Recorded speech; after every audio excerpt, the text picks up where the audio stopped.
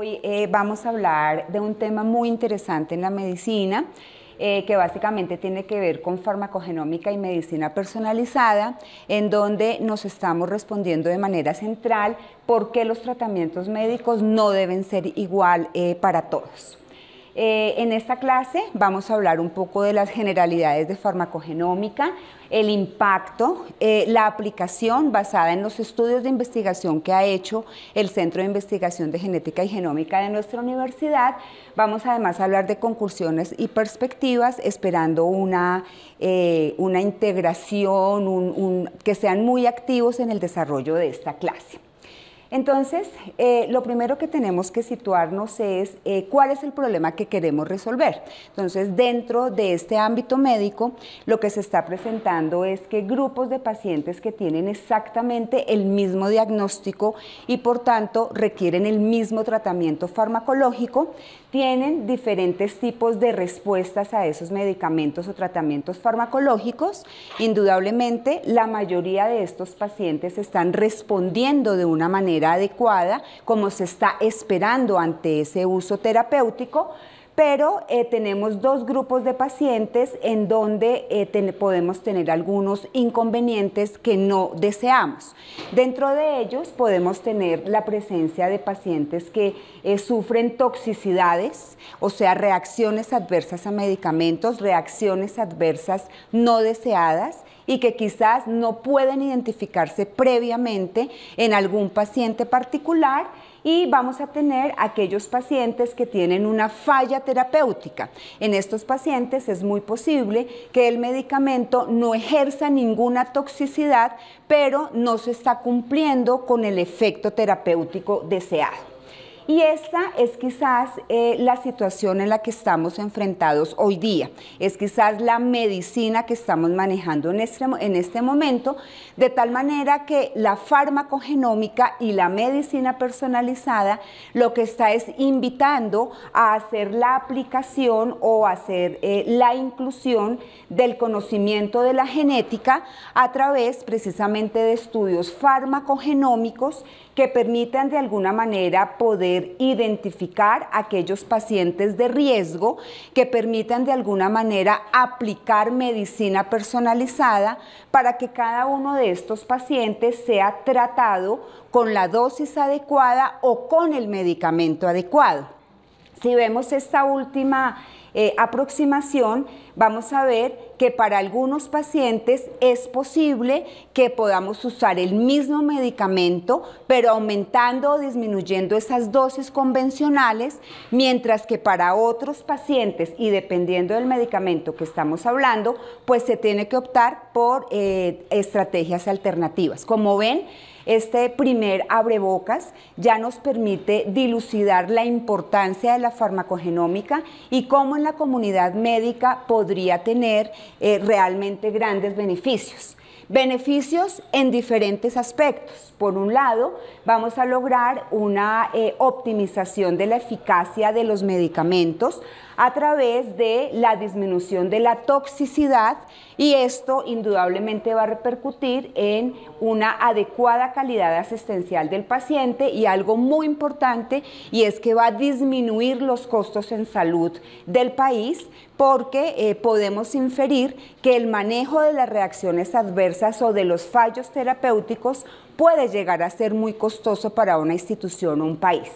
Si pensamos en una reacción adversa a medicamento, ¿quién de ustedes podría recordar alguna que haya visto en su paso o en su práctica hospitalaria hasta el momento? ¿Qué reacción adversa podrían identificar?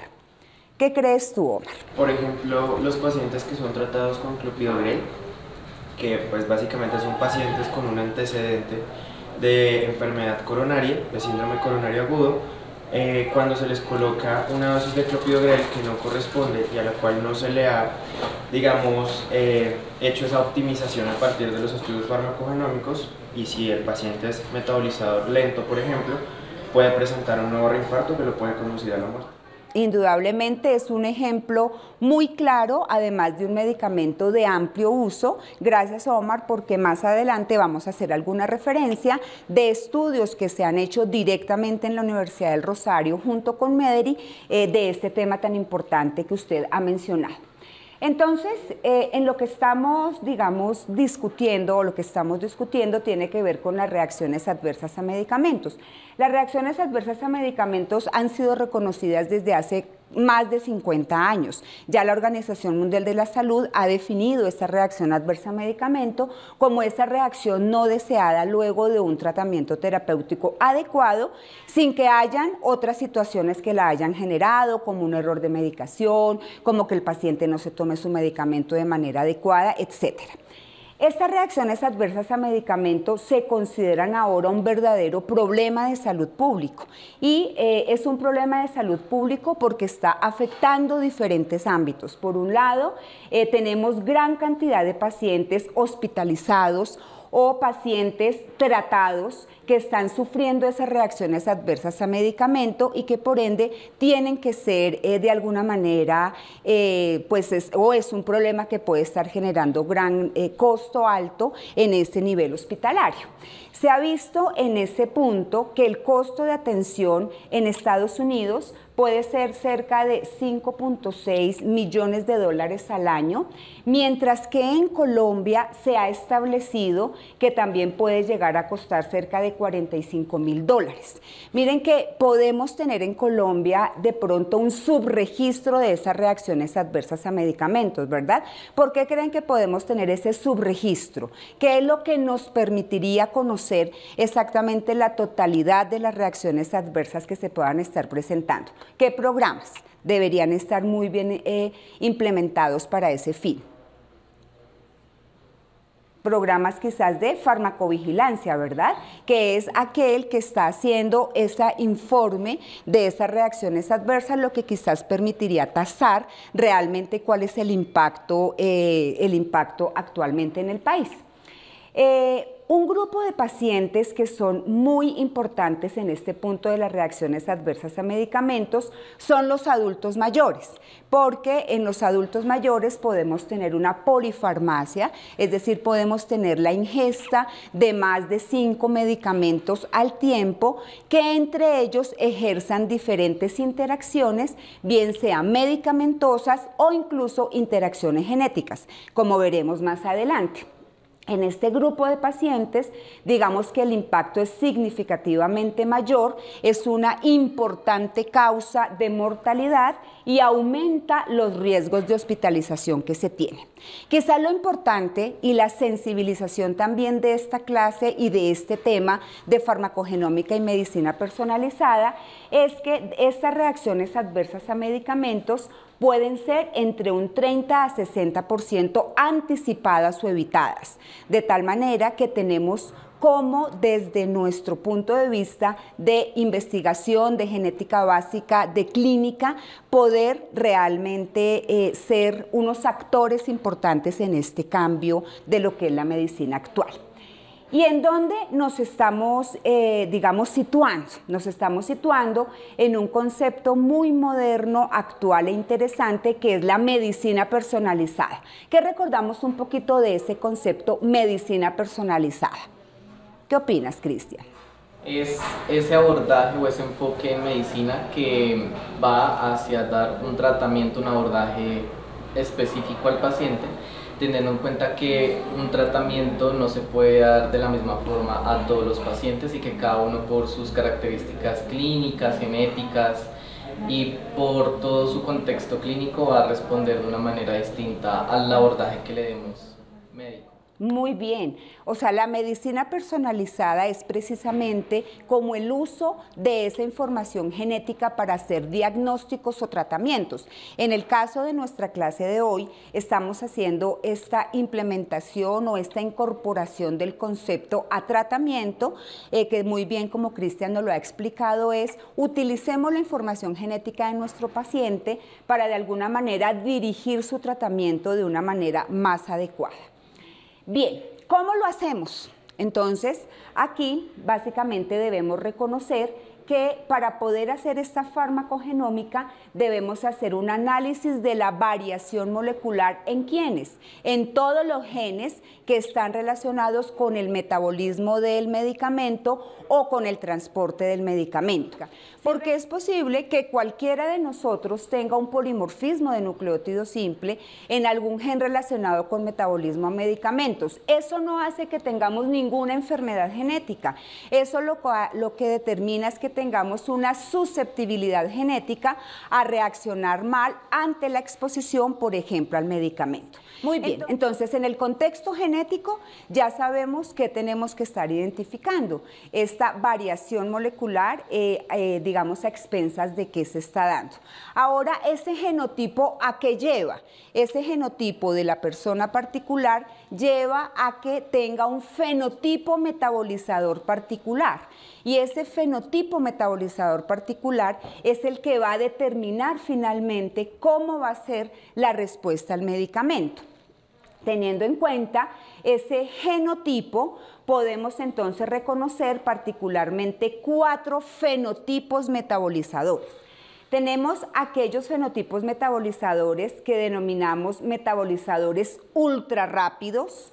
En la otra punta digamos, de esta situación tenemos a los metabolizadores que son lentos y en el intermedio tenemos a los metabolizadores intermedios y a los metabolizadores que son considerados normales.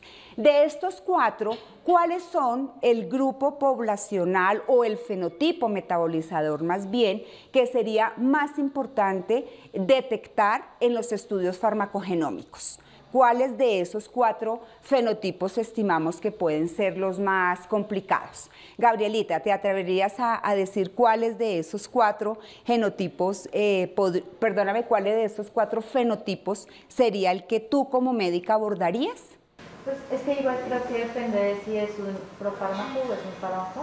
Muy bien. Y también de como la función que cumple la enzima, porque en el caso de ser un profármaco, por ejemplo, si es un metabolizador ultra rápido, pues tendríamos que una conversión acelerada a fármaco y se acumularía como tóxico para el paciente. Muy bien. Pero si pues digamos un metabolizador lento para ese mismo profármaco, pues no habría como tanta angustia porque el fármaco en sí estaría generando como su efecto.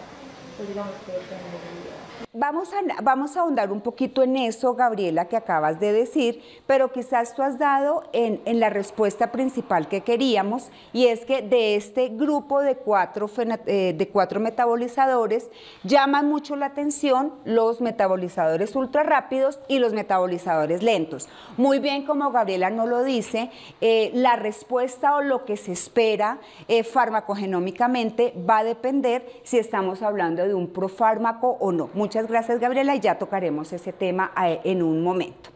Entonces, fijémonos que acá podemos estar, digamos, diagramando la situación actual. Tenemos un medicamento cuya dosis media es de 466 miligramos en este ejemplo. Esto es lo que le damos a todos nuestros pacientes de la misma manera. Pero dentro de todo este grupo de pacientes, fíjese que tenemos estos 4 grupos de metabolismo que hemos mencionado. Y vemos que, por ejemplo, para los metabolizadores lentos, se establece que realmente la dosis que requiere es de apenas 151 miligramos. Nos estamos dando cuenta que para el ejemplo que estamos acá dando en esta diapositiva, mire que estamos dando una sobredosificación del medicamento a ese paciente y dependiendo si es un profármaco o no lo es, pues vamos a generar o reacciones de toxicidad o fallos terapéuticos, dependemos de qué estamos analizando. Y miren que en el otro grupo tenemos aquellos pacientes que son ultra rápidos. Mire que la dosis de medicamento que él necesita es de 900 miligramos y nosotros apenas estamos suministrando cerca del 50% de esa dosis. Es un ejemplo claro de lo que es el punto central de esta clase y es que pues, la terapia en la medicina no debe ser igual para todos. Acá tenemos una gama, digamos, de dosificación que va a depender, obviamente, del genotipo, del fenotipo, y no debemos olvidar también los factores ambientales, porque si bien es cierto que la genética es muy relevante en esa respuesta a medicamentos, la respuesta es multifactorial, en donde los factores ambientales también están cumpliendo un papel muy importante. Bien, entonces, Gabrielita, haremos referencia a, digamos, el concepto que tú nos acabas de dar. Podemos tener entonces la posibilidad de tener profármacos, en donde básicamente ellos deben ser activados para poder tener su metabolito activo, y ese es el que va a ejercer toda su función terapéutica. Mientras que tenemos otro grupo de medicamentos que no necesitan esa activación al inicio, sino que seguramente pasa por otros procesos de metabolismo, etc. Entonces, cuando tenemos un individuo o un paciente, una persona que no tiene variantes en el ADN, en ninguno de esos farmacogenes de interés, estamos estimando o asumiendo que va a tener una actividad enzimática normal, de tal manera que se esté exponiendo a un profármaco o a un fármaco, esperaríamos que no tenga reacciones adversas a medicamentos ni fallos terapéuticos. Pero en el caso en que tengamos pacientes o individuos con variantes genéticas que estén asociadas a una reducción de la actividad enzimática, es decir, aquellos que tengan un fenotipo metabolizador lento o incluso intermedio, vamos a tener dos situaciones. Si estamos hablando de un profármaco, lo que esperaríamos es que en esos pacientes a la dosis convencional vamos a tener un incremento del fallo terapéutico y vamos a tener reacciones adversas. Digamos, las reacciones adversas no van a ser el problema ahí, el problema realmente va a ser el fallo terapéutico. Mientras que en este mismo grupo de pacientes metabolizadores lentos, si no hablamos de profármaco, lo que vamos es a presentar una alta incidencia de reacciones adversas a medicamentos, mientras que el fallo terapéutico pueda que no sea el problema fundamental de ese paciente. ¿Qué va a suceder cuando tenemos un paciente que es un metabolizador ultra rápido? Si encontramos variantes génicas que están asociadas a este fenotipo metabolizador, en un profármaco tendremos un aumento de las reacciones adversas a medicamentos, que nos lo decía Gabriela, mientras que en un medicamento que no sea profármaco, lo que vamos a obtener es un aumento del fallo terapéutico. Qué importante poder analizar esta diapositiva. ¿Por qué?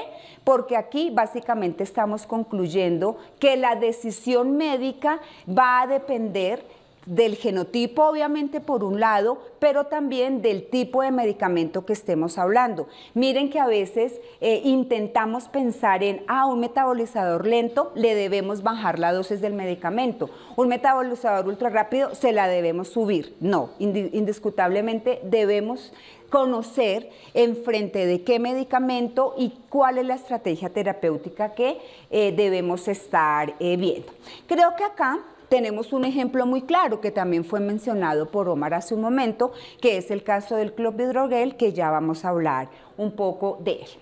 Muy bien, entonces ya sabemos cuál es nuestro problema, ya sabemos qué podemos evitar, ya sabemos en qué campos de acción podemos hacer, ya sabemos qué debemos estudiar en cuanto a la parte genética, y entonces nuestra siguiente pregunta es: ¿qué le deberíamos hacer a nuestro paciente o a la persona que queramos identificar como de susceptibilidad? Para respondernos eso, entonces simplemente recordemos que luego de la ingesta de un medicamento, pues este va a tener un flujo que le va a permitir pasar primero pues por toda el flujo sanguíneo, va a llegar luego al hígado a que tenga su metabolismo, va a estar biodisponible para que llegue a su órgano blanco y finalmente va a ser eliminado.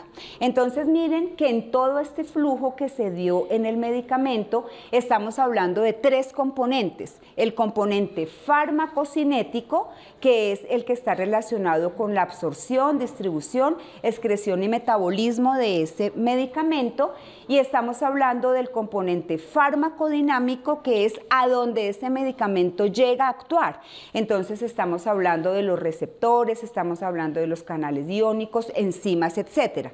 Pero también, haciendo parte de todo este complejo de interacción, tenemos a todas las proteínas que están actuando como de transporte de esos medicamentos. Entonces, ¿dónde puede estar la variación molecular del paciente? En cualquiera de los genes que están implicados en esas tres vías: la farmacocinética, la farmacodinámica y ese transporte. De tal manera que si queremos hacer un análisis integral, lo que deberíamos hacer es englobar a ese paciente toda la variabilidad molecular en todos los genes implicados en el medicamento determinado. En el contexto de todo lo que se ha hablado, digamos que desde nuestra universidad y de manera muy interesante con la participación de muchos estudiantes, tanto de nuestro módulo de investigación como del semillero de investigación, hemos desarrollado diferentes aproximaciones investigativas alrededor de este tema para de esta manera aportar al conocimiento del país y que, digamos, nuestros estudiantes, tanto de medicina como de enfermería, de biología, etcétera, también puedan aprender de estas experiencias investigativas propias. Nos hemos centrado en diferentes medicamentos, como por ejemplo la warfarina. ¿Por qué elegimos warfarina? Porque es un medicamento, como lo decía anteriormente, de amplio uso. Es un anticoagulante universalmente estudiado, al cual se le han atribuido diferentes reacciones adversas a medicamentos, y además es un modelo farmacogenómico por excelencia. Cuando decimos por excelencia es porque además hay muchos estudios que soportan el costo-beneficio de hacer la identificación de variantes, es decir, la genotipificación de los pacientes versus el costo que puede tener la reacción adversa a esta warfarina. Con el apoyo del grupo de investigación, obvio, de nuestra Universidad del Rosario, de la Escuela de Medicina y de nuestro Hospital Mederi, lo que hicimos fue crear y validar un algoritmo de dosificación farmacogenética para warfarina en una cohorte de pacientes colombianos, en total 152 pacientes que estaban o que fueron atendidos en el Hospital Universitario Mayor Mederi. Básicamente lo que quiero acá resaltar es que en esta investigación tomamos de los pacientes también los factores no genéticos, porque recordemos que si bien es cierto que la parte genética es de impacto, ya reconocimos que esos factores no genéticos también lo son. Entonces analizamos esos 3 polimorfismos de nucleótido simple. ¿Qué queríamos hacer? Un algoritmo de dosificación de warfarina. ¿Para qué? Para que cuando un paciente llegue a la consulta, simplemente pudiésemos aplicar ese algoritmo para darle la dosis personalizada que él necesita, basada en esos factores genéticos y no genéticos. Para la construcción de ese algoritmo, pues hicimos una serie de análisis estadísticos, como análisis univariados de esas variables de estudios, análisis de regresión lineal múltiple para poder generar este algoritmo, y luego hicimos una validación del algoritmo en una segunda cohorte, que fue una cohorte de pacientes del Hospital Militar. ¿Quiénes eran los pacientes con mayor susceptibilidad a tener una reacción no deseada? ¿Cuál de esos genotipos? Si tenemos en cuenta que el alelo 1 es el wild type o normal. 3-3, por ejemplo. Entonces, las pacientes con genotipo 3-3 tienen una actividad enzimática que hace que él sea un metabolizador lento, y por ende seguramente él no debería tener la dosis convencional de 35 miligramos a la semana, sino una dosis muchísimo menor. Y miren que eso fue también lo que pudimos corroborar en nuestro estudio, en donde los pacientes con estos genotipos de interés necesitaban, para tener un INR estable, solamente 20 miligramos de warfarina a la semana, versus lo que necesitaban los pacientes wild type, que necesitaban 33.2 miligramos a la semana. Si le estamos dando a estos pacientes que tienen este genotipo 22, 33, 23, la misma dosis, estamos sobredosificando con warfarina al paciente porque su requerimiento es muchísimo menor. Esto presenta diferencias estadísticamente significativas.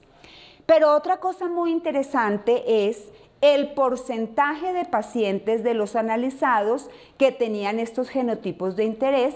El 19% de los pacientes lo tenían. ¿Esto qué significa? Que esto no es raro. 19% de los pacientes tenían genotipos de susceptibilidad solamente si lo analizamos en CYP2C19. Es decir, 19 de cada 100 pacientes van a poder tener este efecto. Esto es un valor que no es nada despreciable, al contrario, es importante. Cuando analizábamos BCOR-C1, encontrábamos algo similar. Aquellos pacientes con la susceptibilidad genética solamente necesitaban cerca de 23 miligramos a la semana versus los 39 miligramos a la semana que se les estaba proporcionando. Y miren que este dato aquí es inclusive de mayor impacto. El 68% de los pacientes respecto a BCOR tenían este genotipo de riesgo. Es, de nuevo, una situación que no es extraña, no es una situación rara. Y finalmente, cuando hacíamos un genotipo combinado de lo que sucedía con este polimorfismo farmacocinético y farmacodinámico, pues podíamos ver algo muy interesante, y es que los pacientes de más alta sensibilidad, que serían definidos por qué genotipo, cuáles serían los pacientes de más alta sensibilidad, y ahora veamos la unión de la información genética de estos pacientes. ¿Cuál sería? ¿Cuál consideraríamos que es ese genotipo de mayor sensibilidad? CYP2C9 alelo 3, alelo 3. Alelo 3, alelo 3 y C1, AA. AA. Esos pacientes, los que tienen genotipo 3.3 para CYP2C9 y AA para BCOR, son los de mayor sensibilidad. En esos grupos de mayor sensibilidad, digamos que era mucho más impactante la necesidad de warfarina para lograr el INR estable. Mire que solo se lograba con 15.6 miligramos a la semana. Esto sí que es 50%, casi menos de lo que se les estaba suministrando. En este grupo de pacientes se encontraron el 75% de las reacciones adversas a medicamentos que se pudieron identificar en todo el grupo de análisis. Entonces creo que esta diapositiva también da una conclusión clara de lo que hemos estado hablando, de la implicación y sobre todo de lo que podemos hacer. Entonces se generó el algoritmo.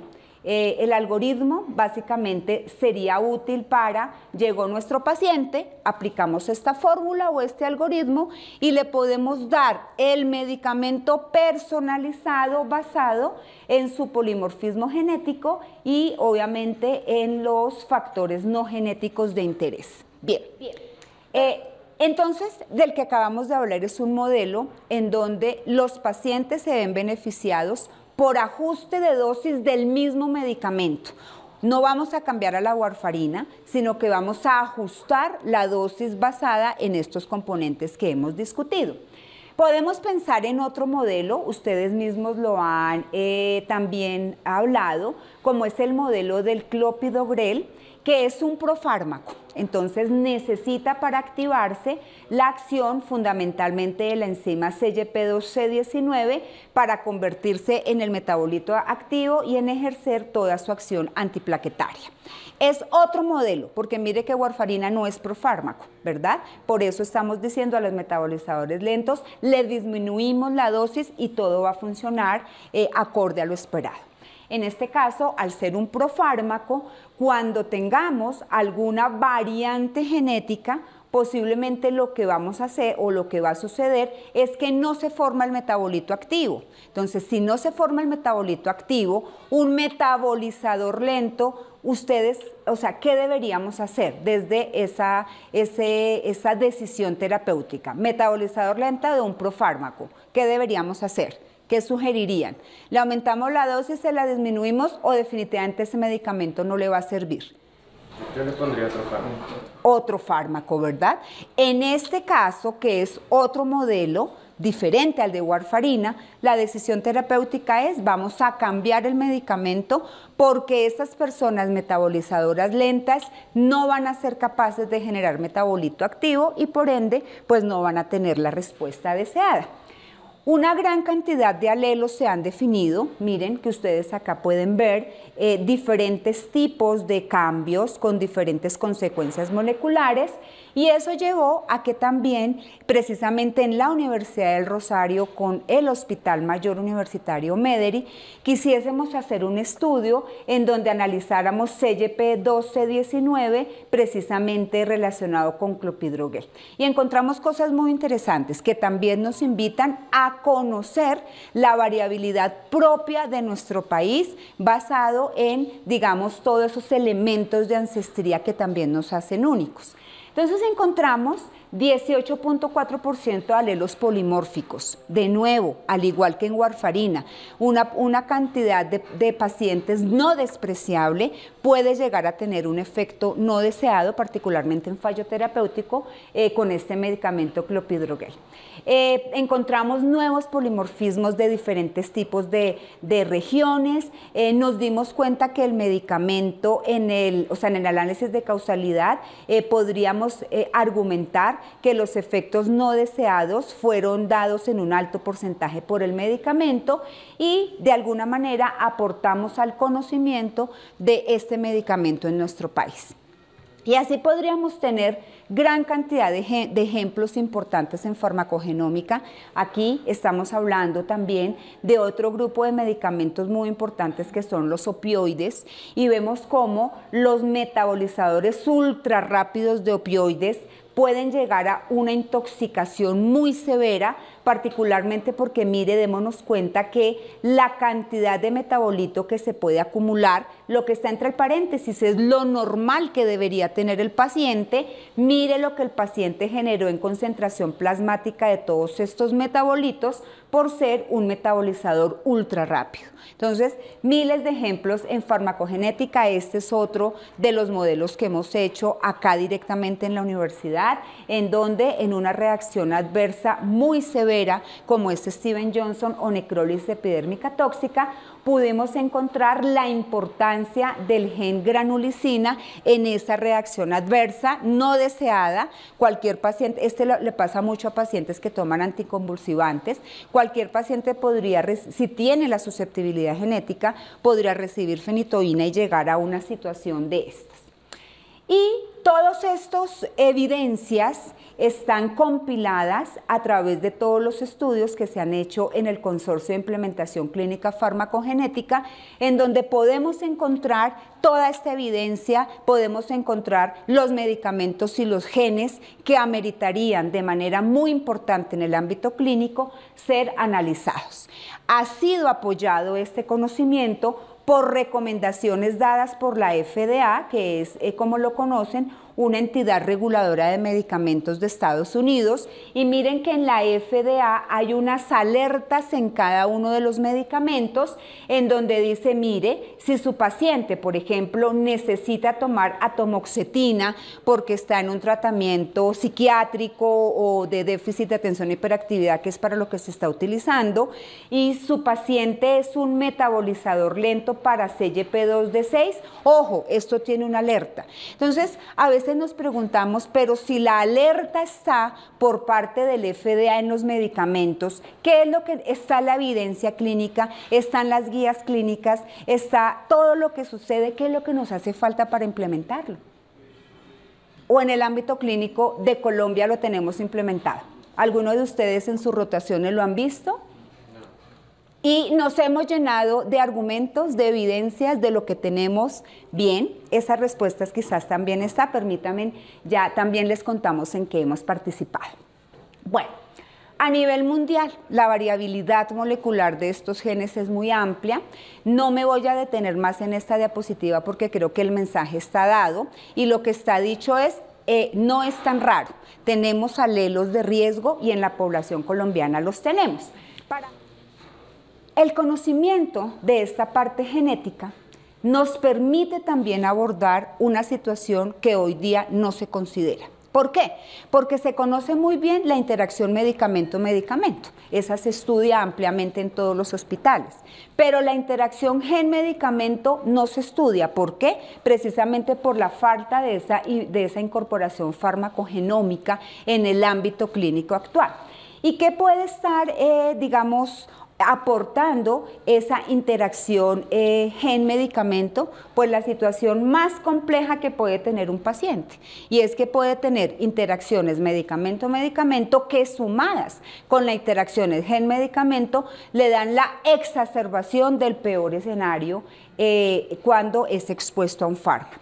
Y vemos que esas interacciones gen-medicamento pueden estar en cerca del 15% o responder al 15% de algunas reacciones no deseadas, y la interacción medicamento-medicamento, gen-medicamento, o sea, combinadas, pueden llegar a responder hasta un 20% de los casos. Pacientes polimedicados son de los más susceptibles a tener este tipo de reacciones. Este fue un caso de una rhabdomiólisis que sucede en el Hospital Universitario Mayor Mederi, secundario al consumo de una estatina en las concentraciones normales que daban al paciente. Esta paciente, pues básicamente lo que tenía era una gran cantidad de variantes moleculares que podían, una interacción medicamento-medicamento importante, una interacción gen-medicamento. Mire que acá estamos diciendo, ella tenía variantes moleculares en CYP12-9 que se relacionaban con el medicamento actual que ella estaba tomando, que era losartán, aspirina, y así sucesivamente. Entonces, ¿qué demostramos? Demostramos también el impacto en estos pacientes polimedicados y la utilidad de esta farmacogenómica medicina personalizada. Se ha descrito a nivel mundial los múltiples beneficios que puede tener en disminución de las hospitalizaciones, en disminución de los servicios de urgencia y en disminución incluso de las consultas externas. Hay una disminución interesante, y esto pues va a redundar indudablemente en calidad de paciente y en la parte también económica del país. Entonces, ¿qué proponemos con todo esto a nuestras futuras generaciones de médicos? Que tengan esa visión de la existencia de estas herramientas, de tal manera que, como se está manejando la medicina actual, sea cambiada, ese chip sea cambiado, en donde incorporemos evaluaciones farmacogenéticas costo efectivas, y eso también va a ser un punto muy crítico de análisis, que todo sea costo efectivo para lograr que podamos ajustar las dosis o podamos modificar los medicamentos, y de esa manera impactemos positivamente en reacciones adversas o falla terapéutica.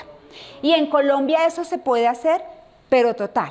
En Colombia se puede hacer. Colombia, me atrevería a decir que ya tiene un entrenamiento y aprendizaje en técnicas de biología molecular muy sólido, y además de eso existen códigos CUPS para poder solicitar el examen. Muchas veces en el ámbito clínico no se conoce qué se debe pedir y cómo se debe pedir, pues existe, y es importante que pues toda esta parte de aplicación médica lo pueda conocer. Y por último, entonces nos preguntábamos anteriormente, bueno, ¿y qué nos hace falta? Si parece que está todo bien, obviamente que, insisto, tenemos que ser muy críticos en las respuestas, en el tipo de medicamentos, en los biomarcadores que se analicen, en los pacientes que requieran estos estudios farmacogenómicos. Muy recientemente hemos desarrollado junto con como cerca de 20 investigadores latinoamericanos este artículo, en donde lo que analizamos es cuál es la percepción de las barreras para la implementación farmacogenómica en Latinoamérica. Desde la Universidad del Rosario participamos en este estudio, y básicamente lo que se está demostrando es que tenemos varias cosas que solucionar. Dentro de ellas está que no conocemos muy bien nuestras poblaciones, que no tenemos suficiente información, que de pronto la educación médica todavía requiere de apoyos mayores para poder interiorizar estos conceptos, que no conocemos costo efectivo cuánto es en Latinoamérica, y esto también pues implica para Colombia. Pero seguramente que trabajando entre todos se pueden empezar a solucionar estas barreras. En ese contexto, y miren qué interesante que los estudiantes también empiecen a participar en este tipo de iniciativas. Estamos organizando este congreso, que es el Congreso Latinoamericano de Farmacogenómica y Medicina Personalizada. Una de las barreras es: esto existe, esto es costo efectivo, esto de verdad se puede hacer. Entonces, a lo largo de este tipo de actividades académicas, allí tenemos un link para quien esté interesado en este tema, pueda también tener de pronto su inscripción. Entonces, en este tipo de iniciativas lo que hacemos es reunir a esos expertos internacionales, latinoamericanos y colombianos, para discutir en ambientes académicos, científicos, todo este tipo de temas y podamos de alguna manera traer la farmacogenómica a nuestro país con todo lo que puede surgir, todas estas barreras que hemos analizado, todas estas barreras que hemos reconocido, pero si ya las tenemos reconocidas, pues sabemos sobre lo que podemos hacer. ¿Y por qué es importante que una masa crítica de médicos jóvenes y de todo tipo de profesionales de la salud esté involucrada? Porque de allí surge el problema. En el ámbito clínico es donde se ve la reacción adversa, el fallo terapéutico y la necesidad para que todos en conjunto pues podamos hacer este trabajo. Bien, entonces con esta diapositiva quería terminar esta clase agradeciendo su participación indudablemente, y pues si tienen preguntas adicionales o se imaginan que podemos hacer cosas adicionales, aquí en este grupo de estudiantes que también sé que les gusta la investigación y por eso hacen parte de semilleros, de módulos selectivos. Entonces, cualquier pregunta adicional, bienvenida. Cristian. Yo tengo una pregunta adicional. Teniendo en cuenta que tenemos un bagaje amplio de guías farmacogenómicas para poder tener en cuenta todas estas variantes genéticas en genes de importancia farmacogenética, yo quisiera saber, teniendo en cuenta nuestra población colombiana, que tiene una ancestría diferente al de otras poblaciones bajo las cuales se desarrollaron esas guías, ¿cuál es el abordaje que se le puede dar a nuestra población para priorizar cuáles son los genes y cuáles son las variantes que se van a analizar en nuestra población, de tal manera que sea algo costo efectivo y pueda ser aplicado a nuestra práctica clínica? Es una pregunta súper interesante y completa, y quiero empezar a respondértela en el siguiente escenario.